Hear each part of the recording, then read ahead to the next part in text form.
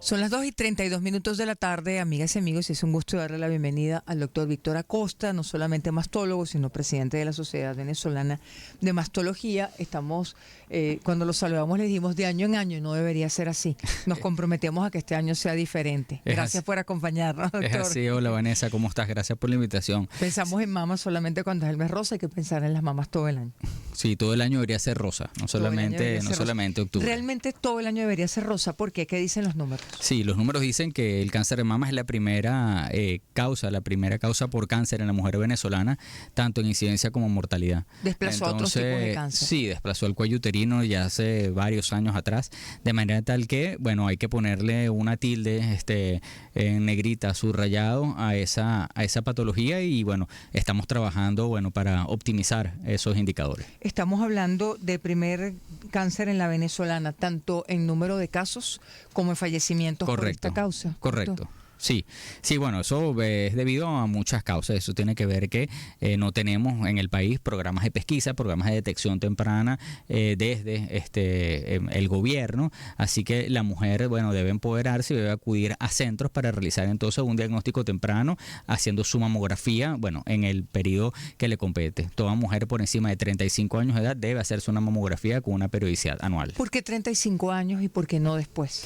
Hemos ido reduciendo. Eso es un punto interesante. En el último consenso que hubo de la Sociedad Venezolana de Mastología, hubo un disenso, de hecho, en el punto de inicio al cual debe hacerse la mamografía.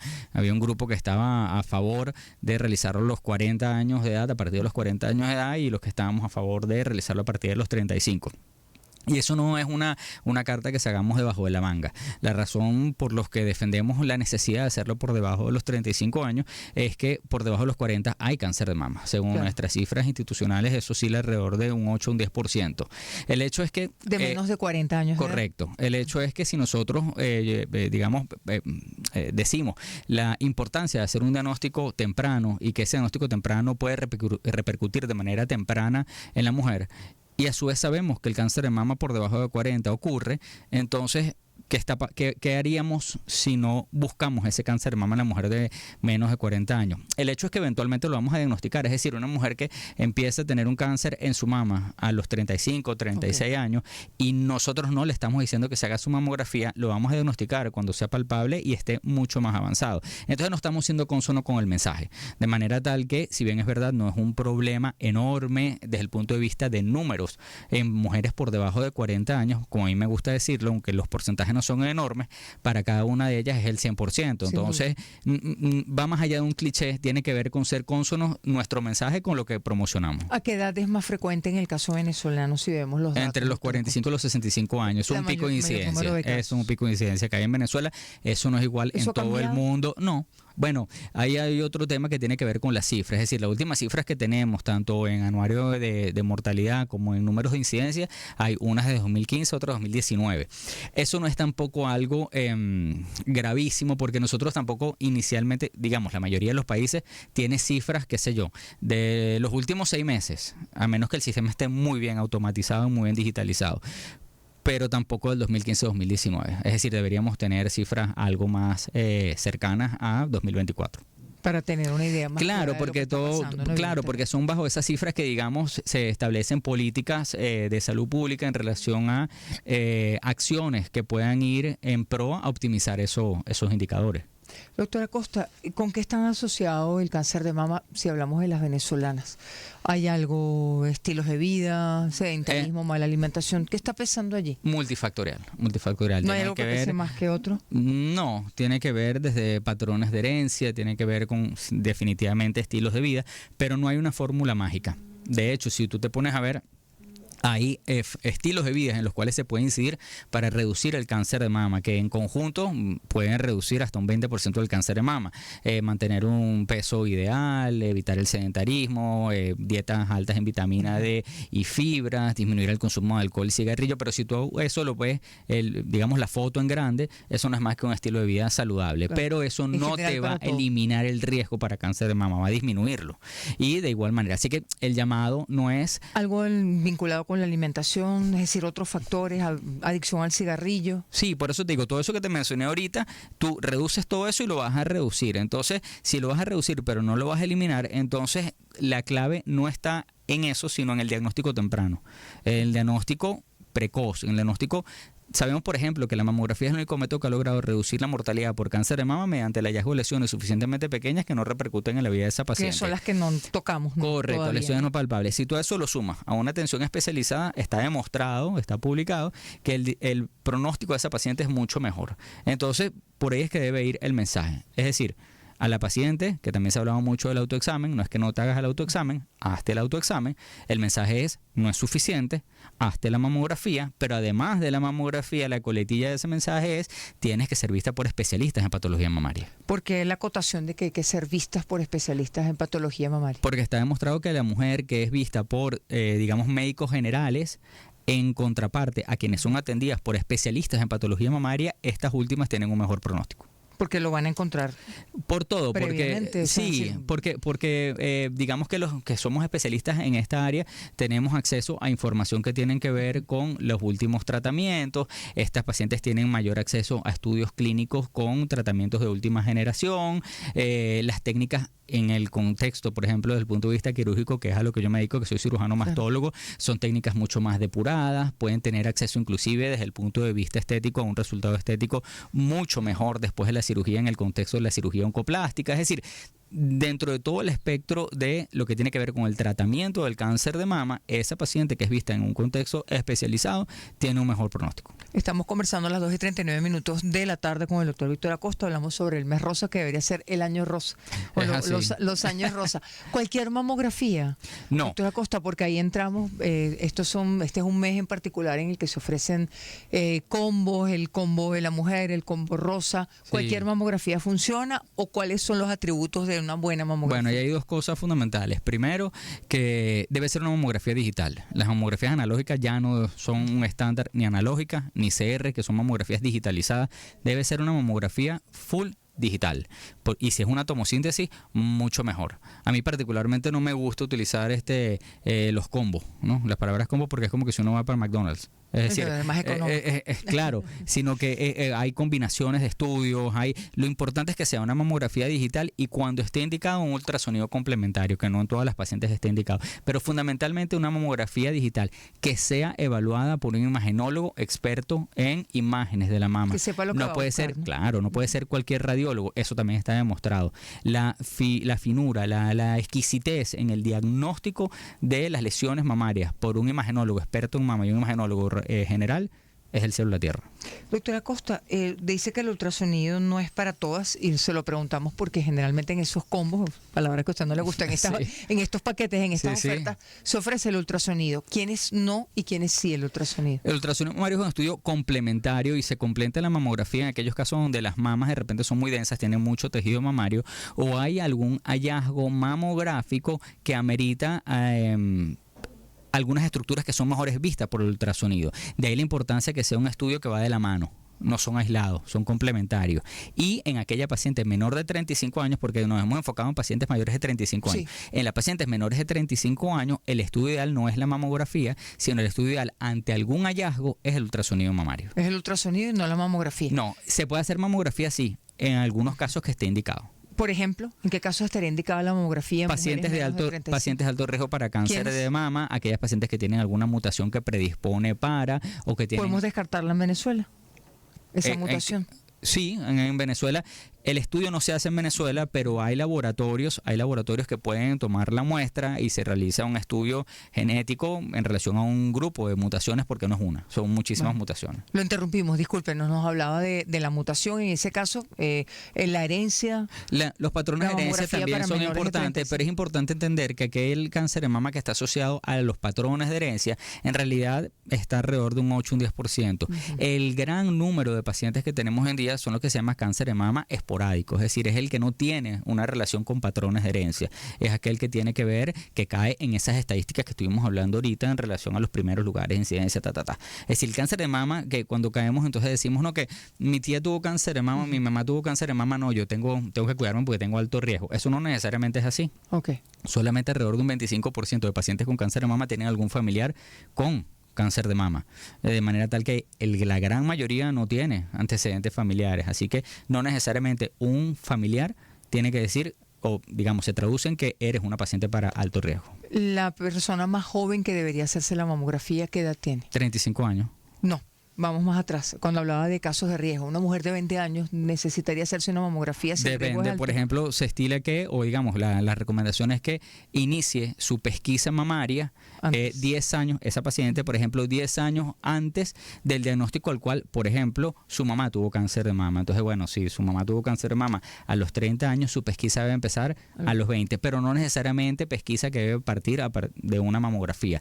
Su pesquisa en el contexto de esas consultas especializadas, la realización de un eco, y a partir de ahí. Implantes mamarios, sabe que son muy populares en nuestro país. Llegamos a ser el país con el mayor número de mujeres con implantes mamarios en el mundo. ¿Eso aumenta el riesgo para cáncer? No. ¿Cómo se hace la mamografía? ¿Cómo se hace el eco? Es decir, ¿cómo se hace la evaluación de esa mama? Sí, no aumenta el riesgo para cáncer de mama. Se puede hacer la mamografía en centros donde se haga una buena mamografía. Si el implante está por detrás del músculo, puede hacerse algunas técnicas que se llaman técnicas de Klum, en la cual se expone el total de la mama a la máquina de rayos X y se evalúa la mama sin problema. Cuando los implantes están por delante del músculo, digamos que nos ponen la cosa un poquito más compleja, pero no es que no se pueda hacer un estudio de su mama, pero sí se puede hacer la mamografía. Estamos hablando de una evaluación al año. Sí, correcto. No se justifica con cada 6 meses. Depende, no por el hecho de tener implantes. Okay. Las evaluaciones que son periódicas, con una periodicidad de repente de 6 meses, tiene que ver con ciertos hallazgos de los estudios previos, pero no es como un esquema preestablecido. Si tienes implantes mamarios, tienes que verte cada 6 meses. No es así. Okay. Por eso es que es importante la evaluación especializada para poder aclarar todas esas cosas. 2:44 de la tarde, estamos conversando con el doctor Víctor Acosta, estamos hablando del mes rosa o el año rosa. ¿Hombres y cáncer de mama? 1% de los casos. Es decir, poquitos, pero también. Claro, ¿asociado con qué? Sí puede pasar. Generalmente tiene eso, el cáncer de mama en hombre puede estar más asociado a los patrones de herencia, pero no necesariamente. También existe un rango importante de cáncer de mama esporádico en el hombre. Ahí lo importante es que si el hombre siente algo en su mama o en su tórax, ¿cómo qué? Un nódulo, alguna pepita, algo duro en su mama, acudir a algún especialista, para hacer los estudios necesarios. Tradicionalmente, no es mamografía en ese caso, ¿no? Inicialmente un ultrasonido mamario, pero también puede necesitar una mamografía. Tradicionalmente se entendía que el cáncer de mama en hombres tenía un peor pronóstico que el de mujeres, pero hoy en día sabemos que si se diagnostica también a tiempo y se hacen, las cosas que hay que hacer, el pronóstico es exactamente igual en condiciones similares uno a otro.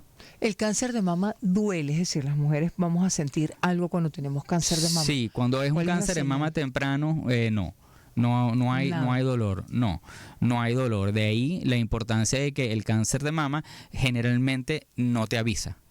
Por eso es que es importante diagnosticarlo de manera asintomática y por eso es que la mujer debe empoderarse y acudir a los centros de mama certificados, centros de mamas que sabemos del boca a boca, que son centros de mamas de trayectoria para poder hacerse su mamografía a partir de los 35 años. Si duele, es que está avanzado ya, no, de repente, puede doler y no ser un cáncer, por ejemplo.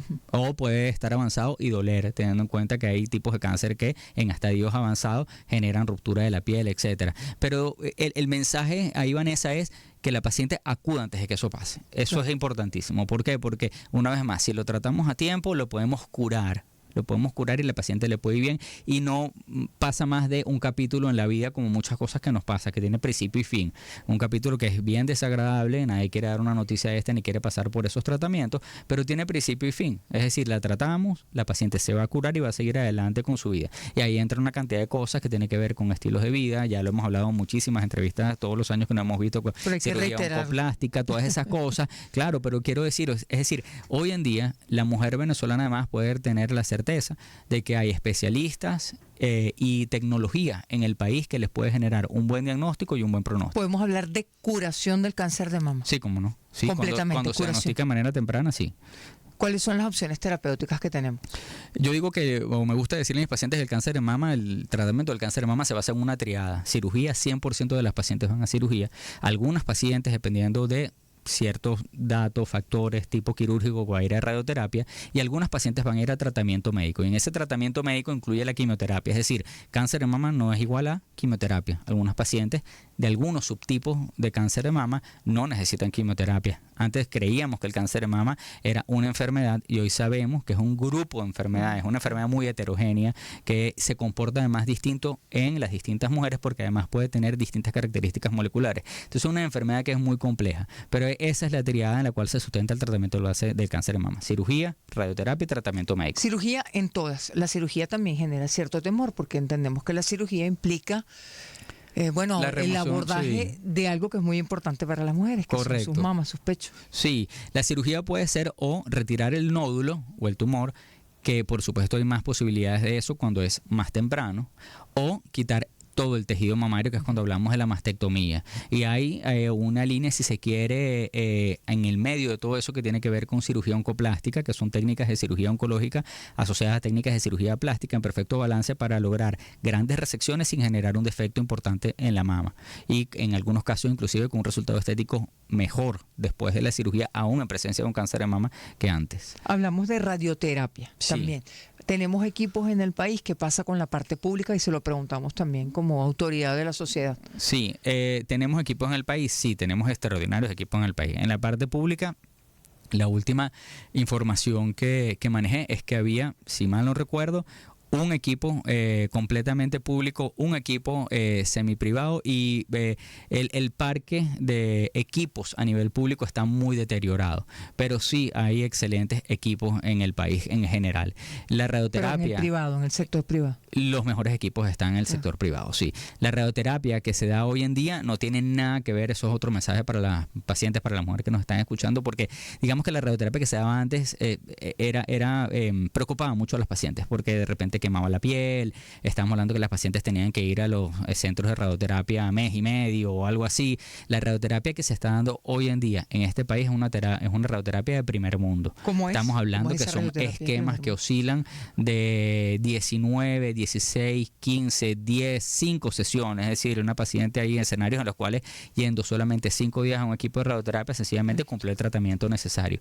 Eso, por supuesto, una vez más, y eso no me canso de decirlo, no basta con tener los mejores equipos. Usted puede tener los mejores equipos. Si no tiene los mejores profesionales, no le va a servir. Y aquí en Venezuela hay profesionales en todas las áreas de la mastología, incluyendo la radioterapia, que son profesionales de primera línea. Necesitamos un plan de recuperación de esos equipos en el sistema público. Sí, claro. ¿Ustedes? Bueno, no en radioterapia, en todo. Hay un problema gravísimo, por ejemplo, con anatomía patológica. En todas las áreas hay hospitales oncológicos sin mamógrafos. ¿Cómo tratamos un cáncer de mama si no lo podemos diagnosticar a tiempo? O sea, en centros oncológicos. Entonces sí, ¿no? Aquí en este país necesitamos, toda una inversión importante en equipos, y porque el profesional está, ¿sabes? El profesional a pesar existe. De la diáspora, a pesar de la migración, tenemos sí, profesionales. a mí me gusta mucho decir eso, porque la gente dice, bueno, no, que hemos tenido una diáspora y una fuga de talentos, y yo creo que hay un considerable número de cerebros que nos quedamos. Y aquí estamos, y seguimos publicando en revistas a nivel internacional, seguimos dando conferencias a nivel internacional. Yo vengo llegando de el Medellín Breast Cancer, donde hubo 3 invitados internacionales y uno de ellos fui yo. Es decir, seguimos brindando información no solamente para nuestras pacientes, sino para el mundo. Entonces, los profesionales estamos, ¿ok? Pero de todas maneras la inversión viene de todo, desde el punto de vista de equipo, desde el punto de vista de profesional médico, paramédico. Por ejemplo, para hacerse una mamografía no basta con tener el equipo, tienes que tener un técnico que sea profesional y que sepa poder colocar esa mama de esa manera. Que sepa hacerla, no puedes prescindir de un técnico radiólogo, como ha pasado. Los tenemos en el centros. país. Y buenísimos. Pero y buenísimos. ¿Están prescindiendo de ellos en algunos centros? No, hubo una noticia hace un tiempo de alguna que estaban prescindiendo de técnicos para bajar costos. La mamografía es un estudio que tiene muchos eslabones. Es decir, es el equipo, es el centro, son las condiciones del centro, es el técnico radiólogo entrenado en mamografía, porque no es cualquier técnico radiólogo, ahora son licenciados en radioimagenología, tienen un grado universitario y además de eso tienen que tener buenos monitores, y además esos buenos monitores tienen que tener imagenólogos especialistas en el área, y además de eso tienen que tener una dinámica de trabajo de una correcta comunicación entre ellos y el equipo clínico. No basta solamente con los equipos, Vanessa, necesitamos la sumatoria de profesionales en el área. Quimioterapia, nos hablaba que no todas las mujeres. ¿Qué porcentaje aproximadamente? Mira, no es tanto de porcentaje, depende mucho es de los estadios de la enfermedad y los subtipos moleculares, y ahí vamos a entrar en un tema mucho más escabroso, pero de igual manera hay deficiencias también en la obtención de, por ejemplo, de medicamentos de última generación. Está por salir un comunicado que vamos a hacer de la Sociedad Venezolana de Mastología al público en general y la comunidad, haciendo un llamado, ¿no?, de la necesidad. Nos hacen falta medicamentos que sabemos que optimizan. ¿Cuáles, por ejemplo, si usted pensara en...? No, son varios. No importa, pero es un 3, listado, 4, es un listado. No, ojalá fueran 3, 4. ¿Debería garantizarlos farmacia de alto costo, seguro social? No te puedo decir si debería garantizarlos, debería haber disponibilidad, porque a mí tampoco me gusta hablar sobre lo que el Estado debe dar, sobre lo que el gobierno debe dar, sino lo que nosotros como población podemos adquirir. Deberíamos tener los medios de hacerlo. Entonces debería haber disponibilidad en el país de medicamentos que sabemos que mejoran la sobrevida de las pacientes, que sabemos que disminuye la posibilidad de recaída. ¿No están en el país esos medicamentos? Es una gama alta. Hay algunos que no están, hay algunos que sí están, pero deberíamos tenerlos todos. Ese es el deber ser. Así como deberían haber en todos los hospitales mamógrafos, así como deberían haber en todos los hospitales equipos de radioterapia. Por supuesto, es lo que aspiramos. Eso es muy fácil decirlo, no es fácil hacerlo, pero deberíamos, digamos, apuntar a eso. ¿Qué va a hacer la sociedad a propósito del mes? Ahí sí caemos en el mes. En el mes rosa tenemos actividades, por ejemplo, el próximo 19 de octubre tenemos un webinar orientados a las pacientes, donde hablamos mucho de estos temas y donde convocamos a todos los expresidentes de la sociedad que están activamente aún trabajando en el área de patología mamaria, bueno, como un mensaje no solamente de optimismo, sino bueno, de qué hay que hacer y de realidad. Sí, y cerrando, por supuesto, con un mensaje sobre que estamos conscientes de las dificultades que hay, pero como parte de esta entrevista, que existe el personal, la tecnología para poder tratar bien a nuestras pacientes. Es un mes en el cual se hace énfasis en que las mujeres se hagan la mamografía, evidentemente. Sí, fundamentalmente. Ese es el mensaje rosa en el mundo. La importancia de la mamografía, no solamente en Venezuela, Latinoamérica, en todo el mundo. ¿Qué podemos hacer para proteger nuestras mamas del cáncer? Wow. Vamos a insistir llevar una en vida, la parte preventiva. Sí, llevar una vida saludable es lo que te dije. Esos 5 factores pueden disminuir el riesgo para cáncer de mama hasta en un 20%, es decir, un peso ideal, hacer ejercicio, evitando el sedentarismo, una dieta rica en vitamina D y fibras, evitar el consumo de alcohol y de tabaco, y de esa manera podemos reducir el riesgo para cáncer de mama, pero no podemos evitarlo. Aún con lo que se llama cirugía reductora de riesgo, no eliminamos el riesgo para cáncer de mama. La paciente que hace un tipo de cirugía de ese tipo debe seguir haciendo su chequeo. ¿Se está practicando en el país? Sí, cómo no. Sí, de manera Es decir, cuando amplia. las pacientes tienen ese riesgo. Cuando las pacientes tienen una indicación, sí se puede hacer y reduce el riesgo. Ahora, son casos muy seleccionados. Son pacientes, como te dije ahorita, que en todo ese marco de evaluación son catalogadas como pacientes de alto riesgo. Terapia de reemplazo hormonal, que siempre sigue siendo un tema, lo era antes, lo es ahora, un tema polémico. La terapia hormonal de reemplazo puede aumentar el riesgo para cáncer de mama. Ahora, ahí el tema ¿Todas? es que sobre todo aquellas que son en base a estrógenos. Ahora, eso es un tema escabroso para digamos, ahondar a fondo en ello en una entrevista como esta, pero a mí No, sí la idea me no gusta. fomentar la automedicación, doctora Costa. Sí, claro, pero a mí además me gusta decir ahí que lo importante es que cuando nosotros hablamos de factores de riesgo, no estamos hablando que es una causa-efecto, es decir, de repente algunas de las pacientes que nos están escuchando dicen, bueno, a ver, no, yo sí estoy un poquito aumentada de peso, no, yo no tomo complejo vitamina D, no, ya yo voy a tener cáncer de mama. No, o sea, los factores de riesgo tienen que ver con probabilidades, claro. No es una causa-efecto. ¿Y por qué digo todo eso? Porque es importante ahondar en que la paciente que va a tomar terapia hormonal de reemplazo es porque tiene unos síntomas que la llevan a tomar terapia hormonal de reemplazo. No es que llegó a los 55 años y dijo, bueno, yo no tengo nada que hacer y voy a empezar a tomar terapia. O sea, tiene todo, claro, tienen eso que mencionan mucho, que tiene que ver con los calorones, tiene que ver con pérdida de memoria, tiene que ver con una cantidad de síntomas que involucra lo que tiene que ver con la menopausia. Entonces el llamado es que si usted tiene indicación de tomar terapia hormonal de reemplazo y no tiene una contraindicación formal para hacerlo, tómela, y en lugar de centrarse en el riesgo un poco mayor para cáncer de mama, sencillamente acuda de manera regular a hacerse su mamografía. Y de esa manera va a tener, en teoría, lo mejor de los dos mundos y va a poder aumentar y optimizar su calidad de vida. ¿Por qué? Porque todos esos síntomas que estamos hablando de la menopausia disminuye la calidad de vida de estas pacientes. O sea, no todos lo entendemos de esa manera. Hay que vivirlo cuando las pacientes están ofuscadas por esos síntomas de la menopausia, de manera tal que quienes lo necesitan y no tienen una contraindicación formal podrían, guiada por su médico, tú lo acabas de decir ahorita, guiada por su médico, por su ginecólogo, deberían poder recibir ese tratamiento. Doctora Costa, muchísimas gracias por acompañarnos. Puntos de contacto con usted, con la sociedad, quien quiera más información. @dr.victoracostam y de la Sociedad Venezolana de Mastología, @sbmastología. Por ahí en Instagram y en el resto de las redes sociales, con mucho gusto nos pueden conseguir. Muchísimas gracias. Gracias por acompañarnos. Y prometido que nos vamos a esperar hasta el próximo mes de octubre. Vamos a ver muchas veces. Muchísimas gracias. Bienvenido. Gracias, Vanessa. Gracias, doctora Costa. Son las 2:58 de la